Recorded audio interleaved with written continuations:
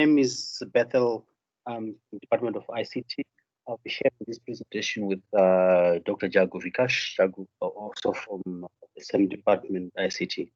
Our presentation is just us sharing our experiences of teaching visually online our third year students, and some of the lessons we learned, some of the challenges, and so on and so forth. So basically, it's more of an experience sharing exercise. Result is we don't have much on our table outline. Okay, I'll just go straight into the introduction. I think, as we all know, colleagues, we have evolved. I mean, in the education sector, we have really evolved from your traditional face-to-face, where you need to be in front of the students and you write maybe notes on the board, and the students are copying the notes and so on and so forth.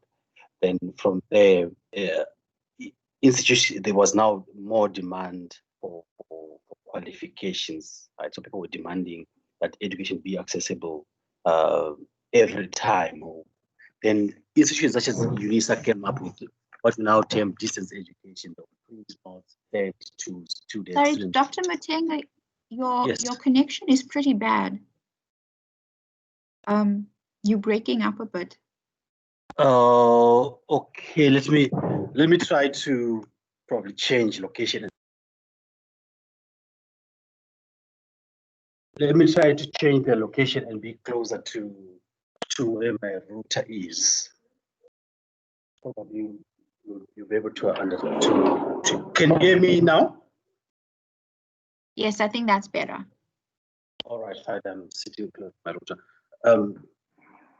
As I said, we evolved from traditional face-to-face, where you write notes on the board, students will copy and so on and so forth. And then there was higher demand for qualifications, and institutions such as UNISA brought about the concept of distance learning, where they would print notes or handbooks and then they send to students, students would do assignments, post them back to the institution. Then we evolved again. Instead of printing the notes, the issue of LMSs came in. We'll now post the notes on LMSs, and students will be able to download on the other side. They also upload their material, and they also upload their assignments, and the lecturers will be able to mark. But one thing that had not been put into the virtual space was the issue of lecture delivery and assessments. But now, because of COVID-19, we've been forced to fast track into this new space. We're now doing all our classes virtually. We do also assessments virtually, and so on and so forth. So this technology has now removed this personal connection that we have with our students, to the extent that it is now possible that you may pass a student that you teach in class in a mall and you never know that it's someone that you're teaching, and vice versa. They may also pass you in a mall and not able to know that you are their lecturer, or you could be teaching your neighbor, for instance, and not know that you actually lecturing the student, two of you. But if you look at the other side of it, knowledge acquisition or knowledge creation amongst students is usually conducive through social interactions. Now, it's easier when students really interact in face-to-face and exchange ideas. That's where they create knowledge better. I mean, if you ask people who've done qualifications via UNISA, they will tell you how difficult it is to just in your own closet and trying to do assignments and study things on your own without some social interactions of some sort with your fellow students. So this is quite a big challenge that has been brought about by these virtual classrooms.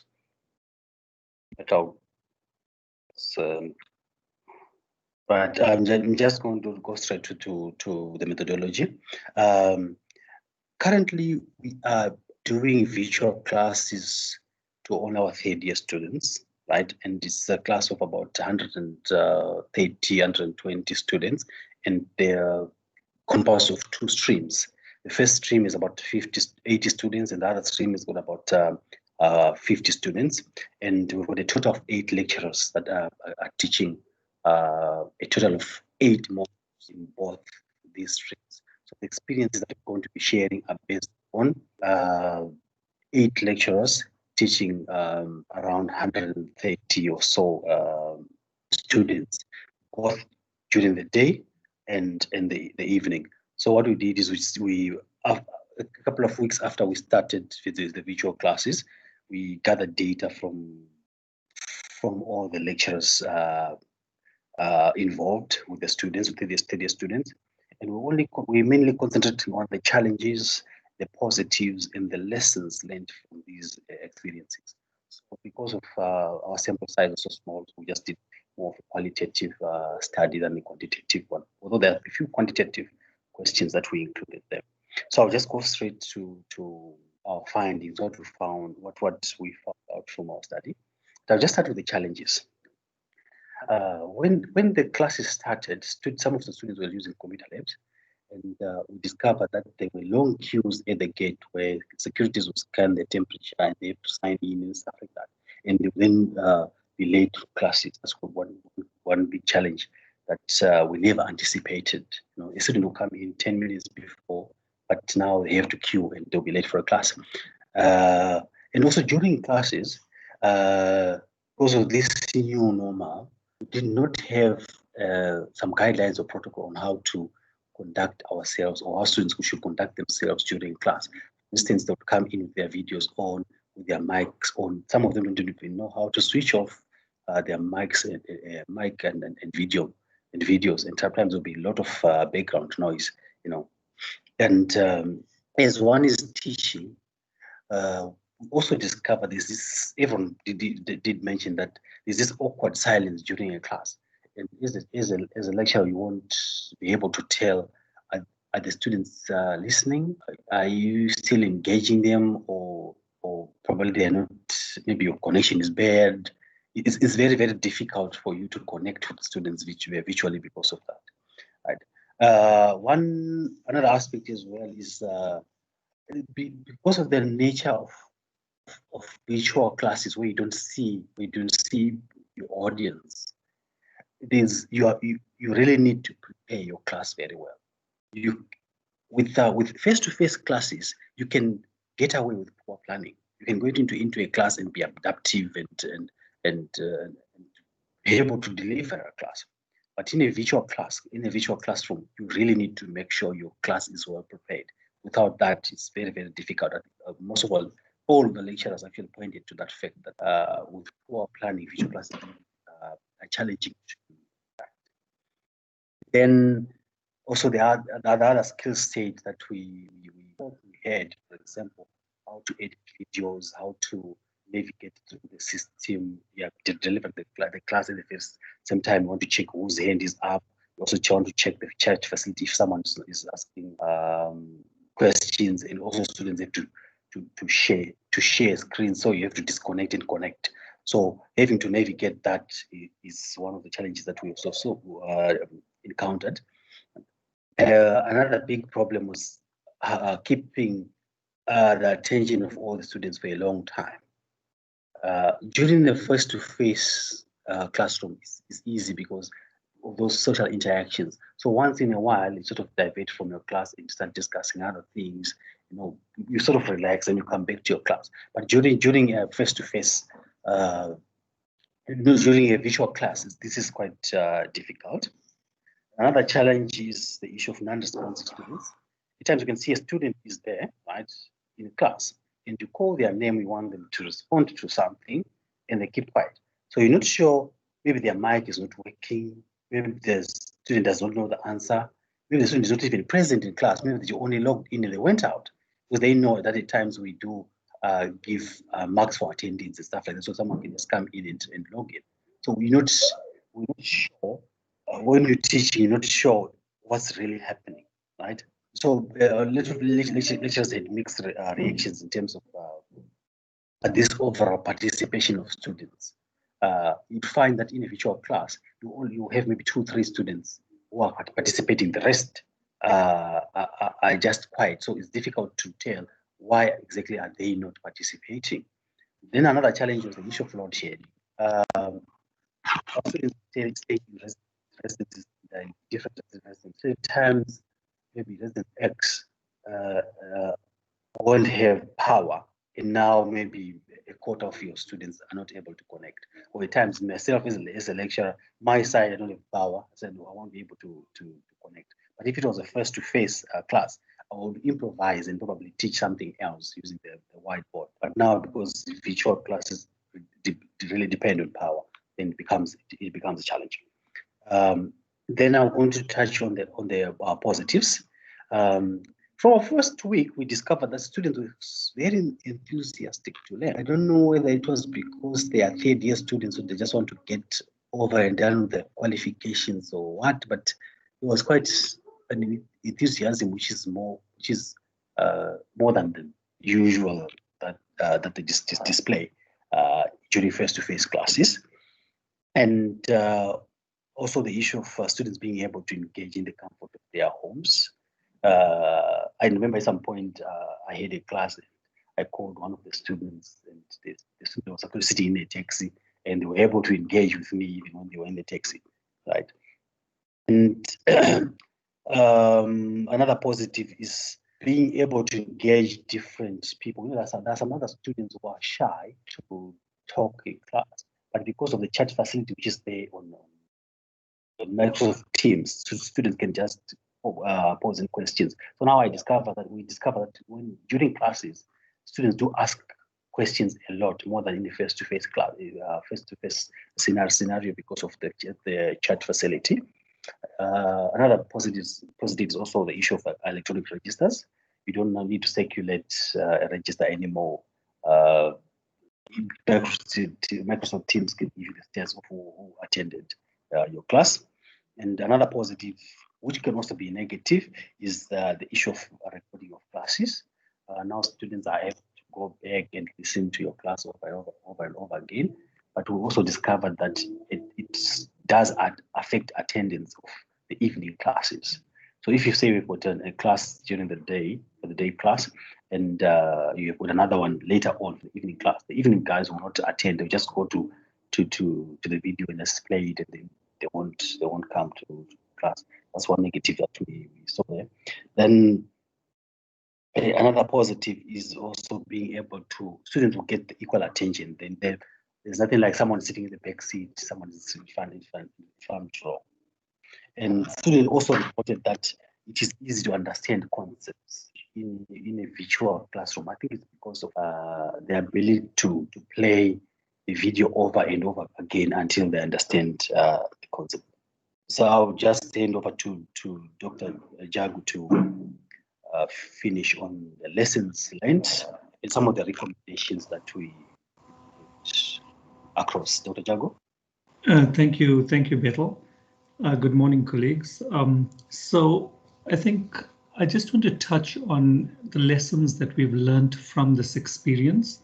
It's been an experience just for a couple of weeks, so we are still in the process of learning, but we'd like to share some of these with you, and many of which have been already covered in Bethel's presentation.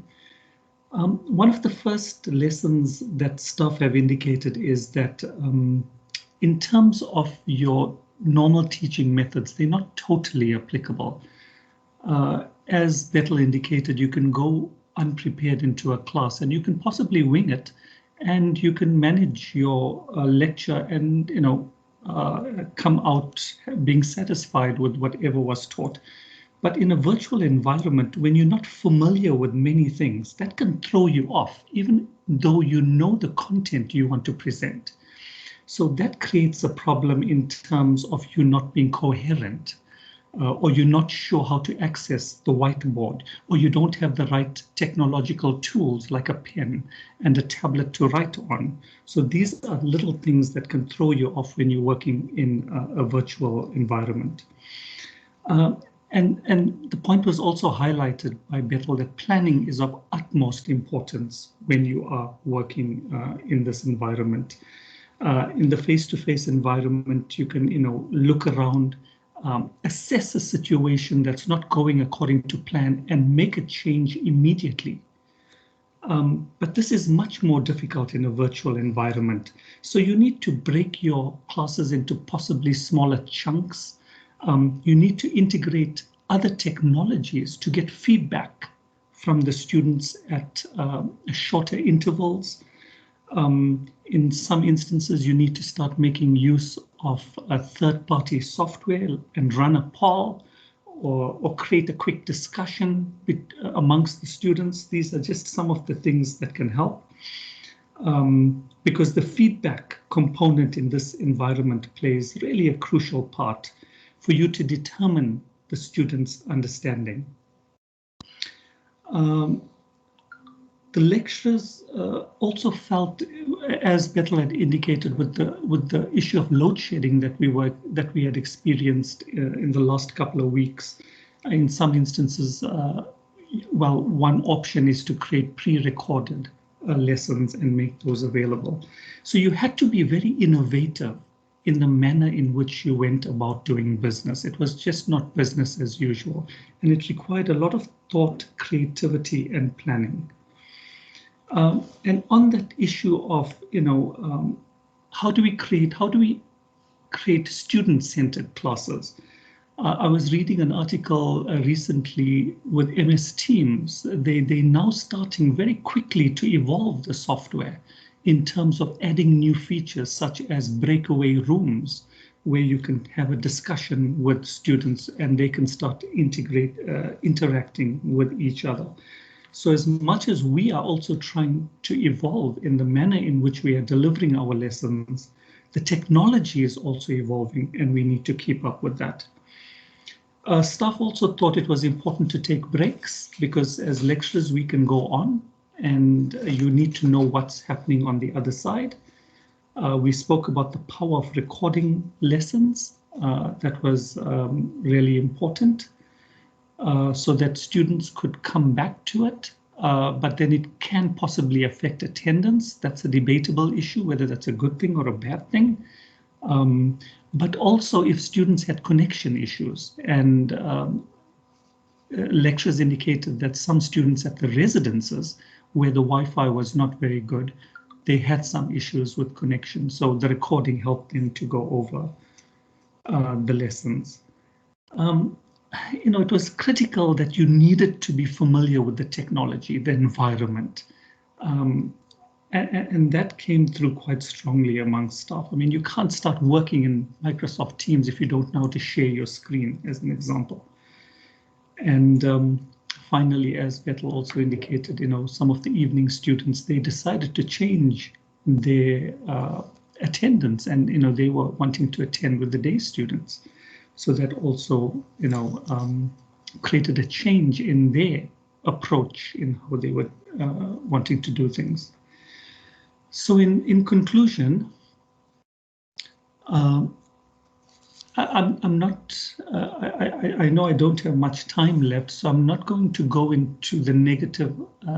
I think Arthi in her introduction alluded to the negatives and she touched on the positives, but I just want to make a comment that the positive of this COVID-19 is that it's started to make us to think more creatively in how we're going about doing our business. I mean, for us, we were told that now we need to maintain the social distance. We're bringing back our third years, and we quickly had to think of a way in terms of how we want to use technology, comply with all the regulations that were put forward by the university and still be effective in what we were doing. And we far from perfected the idea, but we have made significant progress in moving forward in this area of using technology. I just want to touch on a reality, some of you may not necessarily know that MUT has always had technology available. The use of the LMS, for example, has been around for more than 15 years. It's been around, it's been there. but I think we've not necessarily tapped into utilizing it effectively, or even, trying to find out what's the best way we could use the technology. So, it requires us to take the initiative as academics. We need to rethink our teaching and learning practices. The TPACK model talks about integrating it's not about knowledge, it's about knowledge, pedagogy, and there's the technology component that comes into this whole process. So if we want to be effective, we really need to now, as academics, understand the technology, the environment we work in, and try to integrate this with the pedagogy and the content that we're teaching to create an effective environment in our teaching. As support departments, I think now more than ever, training is going to be required in terms of upskilling staff so that the technology can be used to the best of its ability. And finally, I feel from a management point of view, some serious decisions need to be made. And I would possibly go as far as saying that maybe it needs to be compulsory in the form of policy, that every subject is required to make use of technology, because ultimately MUT is a teaching university. Primarily, that's who we are. So colleagues, that's what we would like to share with you guys. If there are any questions, we could take some questions at this stage. Thank you. Thank you, Viktash and Bethel. I think we've got about less than 8 minutes for questions, but what we can do is, remember there is a conversation piece as well, so we can always just engage. We've got 30 minutes later as well. But Esther, do you want to handle the questions? Yeah, sure. Thanks, Aarti. Go ahead. Colleagues, as Aarti has said, we can take questions now and we don't need to worry about time. Dr. Gumede, go ahead. Thanks, Dr. Mtangan and Dr. Jago. A very interesting, thought-provoking presentation. I'm hearing the fact that we as MUT have always had technology in our midst, and even going a step further, just to propose a police intervention towards ensuring that we all engage on this space. But if we can just look at this 15 years you're referring to, where we always had a technology, what do you think could be the reason why we have actually been reluctant in engaging into these technologies? Because indeed the police might be there, but you can take the horse to the river, but you can't make the horse to drink the water. So if you can just share some insight on that, your thinking around what could have been the issue for us to have a low uptake in terms of using technologies. Thanks. Thanks, Dr. Gumede. I'll just share some of my opinions, and then Bethel can come in thereafter. My thinking is that, back in the day, the technology was just there. Whoever chose to want to use it could then use it. There was not much support. I'd be lying if I said there was no. So there was some support, but I think it was the initiative was there for the individual to take. And if you took the initiative, then you attempted to utilize the technology as much as you could. So my thinking when I said, at policy level, I believe it has to come from upper management to say this is how we need to go about doing business. And there needs to be some pressure on us as academics, because if the pressure is not there, I'll be happy to do things the way I've been doing it for so many years, because it works. And the thought of having to go for training and all of that may not necessarily be something that I may want to undergo. So I think having that pressure on us to make that transition, and that's what COVID did. It created the pressure and forced us to change. So you need that type of an intervention to as part of a transition, but to make staff to move in a particular direction. I mean, even if I go back and I think about some of the workshops that TLDC has given in terms of technology, I recall at one of the workshops, I looked around and I'm thinking, but this is such great information we're receiving. Where are the academics from MUT? I can see a lot of academics from outside, but I'm not seeing the academics from MUT. So the point is, if we're not forced in a particular direction, I think we may not necessarily, we'll be comfortable. We'll be in our comfort zone to just continue doing what we have been doing in our own traditional ways.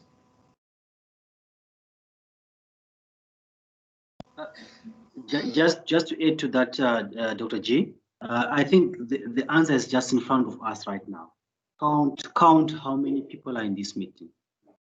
And this is a university-wide meeting, supposed to include the participation of everyone. So that's the answer just there in front of you.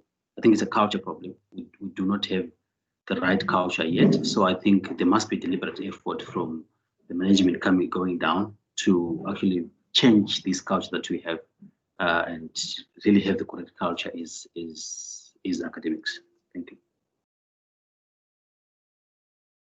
Thanks for that. I think you've got some resistance to technology and employing digital pedagogies at the institution, and we do need to change that. I'll take Aarti first because her hand was up. Aarti, go ahead. Thank you. You brought up a very interesting point when technology then impacts negatively on connectiveness. And you're talking about we lose the humanistic aspect of engagement. How do you think we can actually bring that back to a degree?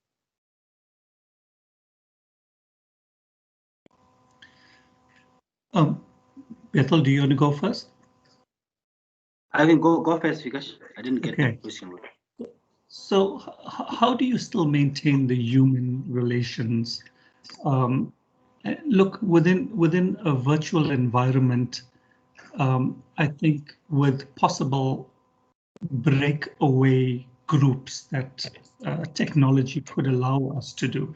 When you are in a breakaway group with a smaller group, then you can have your video on and it becomes a bit more personal as opposed to us talking the way we are at this point in time.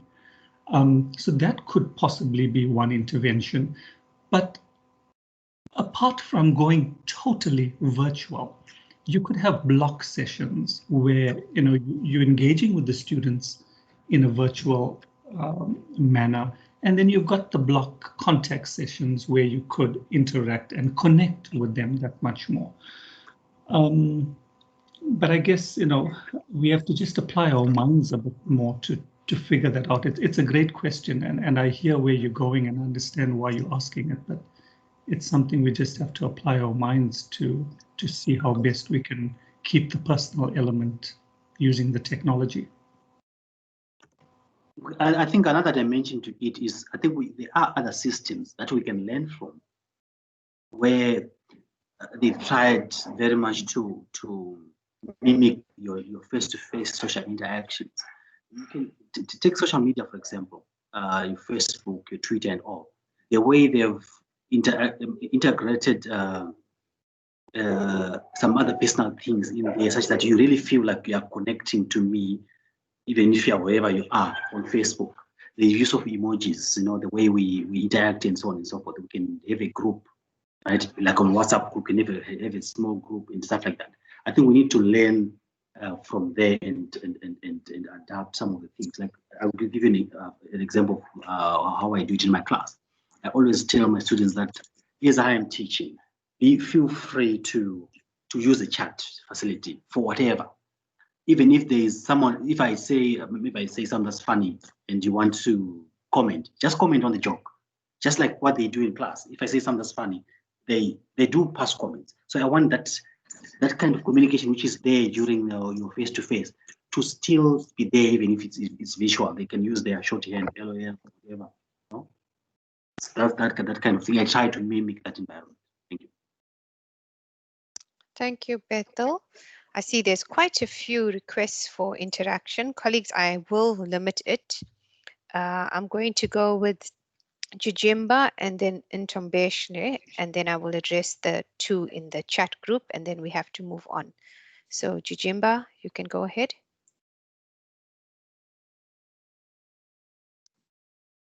Thank you very much. Good morning, colleagues, and Dr. Jaku and Dr. Petal. Thank you so much for a thought-provoking presentation. It was really insightful. Maybe I would also like to also concur with what Dr. Jaku has said with respect to us MUT having technology and having had it for quite some time, and it has been just a matter of trying to get something that will assist us in terms of pushing both the students as well as the academic colleagues to make use of it.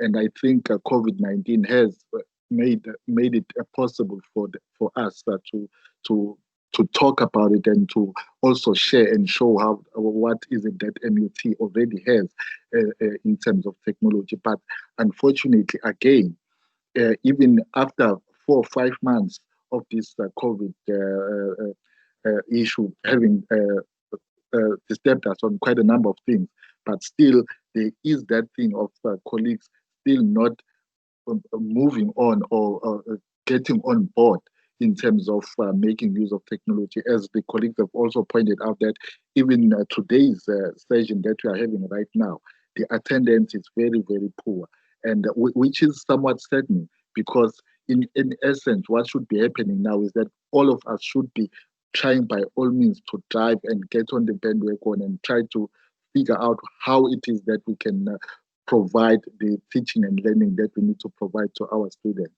So I think it is important then that the academic colleagues who are more inclined in understanding what technology is, as well as us, IT&N, as well as the colleagues from TLPC, we need to try and figure out what is it that we need to do and make sure that the academics, the entire institution understands that now is the time that we make use of the technology. Over and above that, I think we need to move away from giving too many options that are outside of technology for the colleagues to work or to use in order to provide that teaching and learning.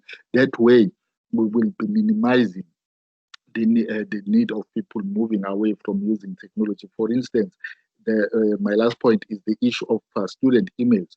The students have had emails for years, MUT student emails, but they haven't been using them because we as the institution were not communicating to students through these emails. So it's about time that we try to start using them in order for students to also understand that this is how communication from the institution can come or will come. No more notice boards, no more pasting of papers on the walls, so that everything they can understand that it will be done through technology. And even the lecturers, you want to communicate, this is how you need to communicate. No personal emails, no anything of that sort. So those are some of the things that I think we need to try by all means working together to drive the institution to make use of technology that we already have, and also figure out of what other things that we can implement to assist. Thank you, colleague. I'm going to have to interrupt you. I'm so sorry. I can see you're passionate about it, and that is what we want to see. But for the sake of time, I have to move on. Thank you so much. Ntambenshle, colleagues, can I request that you keep your comments, just try and limit it, please, and to a question rather. Thank you so much. Okay, good day, colleagues. Thank you very much for the informative presentation.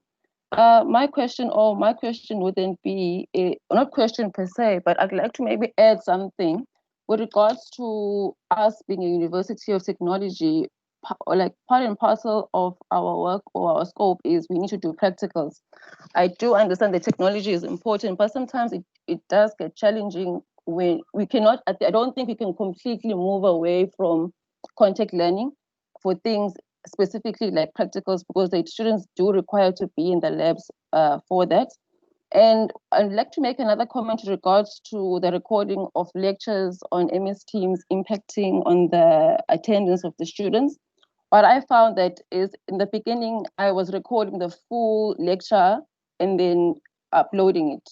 But I also found that students were not attending lectures as much for the following sessions because they were relying more on the recording. So what I did going forward was I was recording certain aspects of the lecture, and then that also encouraged the students to attend the lectures because not everything was recorded. So for other colleagues, that maybe that might be helpful as well. Thank you. If I can just quickly respond to a couple of those, Esther. In terms of the practicals, yes, I agree. You want to be in a lab to be able to conduct your practicals. But the way technology is moving these days, and with the uptake of virtual reality, the lab environment could be created using virtual reality, and technology is slowly moving in that direction. So there are different ways in which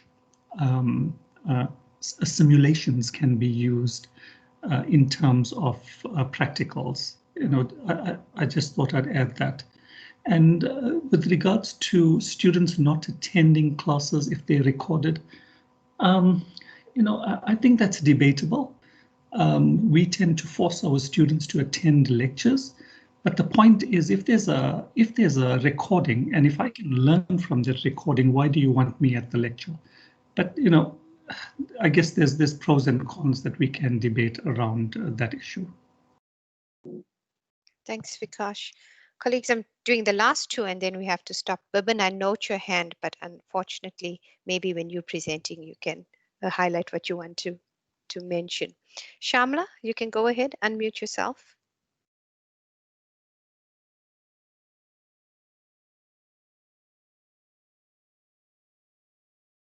Shamla, are you there? Sorry, Arti, my mic was on mute. I'm Shamla from Biomed Science. I would like to let the audience know that we have used the technology for the past 4 years, and currently all our lectures are using Google Classroom. I'm not sure how that's going to fit in with the university program of Blackboard, because all our lectures are engaged in using Google Classroom. However, what I would like to know is, talking about practical sessions, Biomed Science is a clinical program, and we need to conduct practical sessions on site in our laboratories. And that's what I like to know is, how can we manage that part of the sessions adequately? Because we currently have about 6 groups of students from level 1 to level 5, including the BTech students. How do we manage the practical sessions with this number of students? Just a quick response. Okay. Firstly, on the issue of Google Classroom, I don't think as an institution we're prescriptive in terms of the platform that is being used. Okay. But the problem is when different lecturers start using different platforms, then the support becomes difficult. Okay. So at some point, I guess, as an institution, we need to make a decision to say, well, we are using a particular learning management system, and support will be given for a particular system. And if you go outside of that, you can. However, you're going to get limited support in that. Okay. Okay. Regarding the practicals, clinical practicals, Okay. you really have to be in a lab environment, and I think it's going to take us a short while before we can get to the stage of using virtual reality to accomplish whatever you would like to. But and I'm not too familiar with the type of advancements that are being made regarding technology in that field. But the reality, Shamla, is that I feel we are now moving in a space where things are really becoming technological driven. I mean, if you think about previously operations being done and somebody sitting on the other side of the world, we never perceived these things previously, and now they are realities. So in the next 5 to 10 years, there's no telling to what degree things would have advanced. So we leave that to the next generation. Not necessarily. I'm sure there's a I see this is going to be a very interesting conversation, colleagues, but we can have that offline. Okay, thank you. Thanks, Shamla. Thank you for your input, Vikash. Okay. Festus, do you still want to ask? Yes, thank you very much. Mine is not much of a question, but like a comment. It's one thing for lecturers to be open to, the adoption of online learning and teaching and all, and then the students. From my own experience in the little time I've had, is that students are complaining that students that had been previously excluded, online learning is going to further exclude them again. So I think on the part of the university management, there might be a need for reorientation as to what the impact of online learning is for the student, even beyond the four walls of the university, and for them to be able to adopt. I've been involved in contact classes with the third-year students within the last 6 weeks. I've tried to incorporate some of online learning into the teaching program. Students having to present their group report online without having to come to school and all. The first day was a disaster. Even though we had done rehearsals, I taught them the basics of using Google Meetings and all of that. So I also feel that there is that kind of resistance to change on the part of students that also need to be addressed. There is a need for both the students and the lecturers to come to a table. And then the advantage of this thing goes beyond even the teaching. Students being able to, utilize technology for themselves. That is just my comment. Thank you. Thank you. I think that's a very I'd like to respond. I'd like to. Okay. Go. Okay, 1 minute, Vikash and Bethel. So, I feel that the constitutional position of a student is to complain. So place them in any environment, they'll find some reason to complain. But when you put them in that environment and when they need to survive, you will really see their true grit come out. And I've seen it with my small group of students. I gave them not an assessment, but something they had to upload. And even those students that did not have computers did it on paper, and they found a way and a means to get that uploaded. At least 30 out of 35 students were able to do that. So sometimes I think we underestimate our students. I really think that they will, put in a difficult situation, they will manage. Bethel? Just a quick one. There is something called institutional culture. If you take a student from MUT, you go and put them in Stellenbosch. You take a student from MUT, you go and throw them in UCT or University of Pretoria. I can guarantee you they will adapt. It depends on the institutional culture. If we have that culture that if you come here, most of the 95% of the things are online, I can assure you, it takes a week. Students will adapt. we need to have that as one of our defining cultural values as an institution.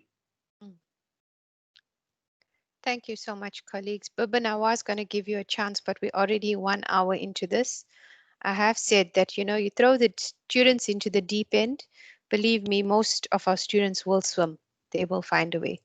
Thank you so much, Vikash and Bethel, for that presentation. As you can see, it generated so much of discussion and further points of discussion for us to take forward at the institution.